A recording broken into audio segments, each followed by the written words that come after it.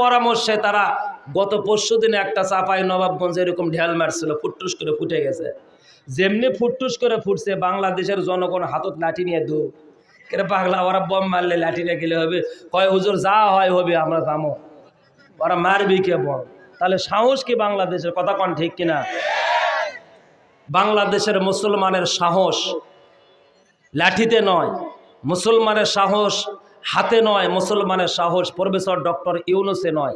বাংলাদেশের মুসলমানদের সাহস একটি জায়গায়, সেটার নাম হলো লিল্লাহে তাকবীর, লিল্লাহে তাকবীর।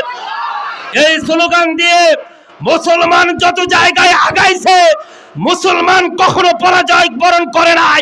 সামনের নির্বাচনে লিল্লাহে তাকবীর দিয়ে যে দল মাঠে নামবে, ওই দলের পিছনে কারা কারা কোন কোন মায়ের সন্তান থাকবে, হাত তুলে দেখা। লিল্লাহে তাকবীর, লিল্লাহে তাকবীর। এটা কি আমার বাবার তাকবীর, আমার মায়ের নামের তাকবীর, দিলওয়ার হোসেন সাঈদীর তাকবীর, জামাত ইসলামের তাকবীর? এই তাকবীর দেওয়ার পরে, শোনার পরে যাদের গা জ্বলবে, মনে রাখতে হবে আর মায়ের রক্তের সমস্যা আছে, এর বাবা বৈধ পন্থায় জন্ম দেয় না। কথা বলেন ঠিক কিনা? কষ্ট হয় নাকি?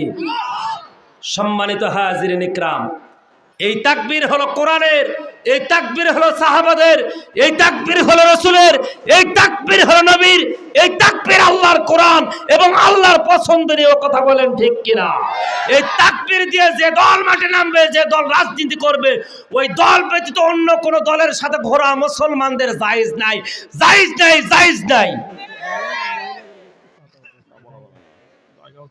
সম্মানিত ভাইয়েরা আমার,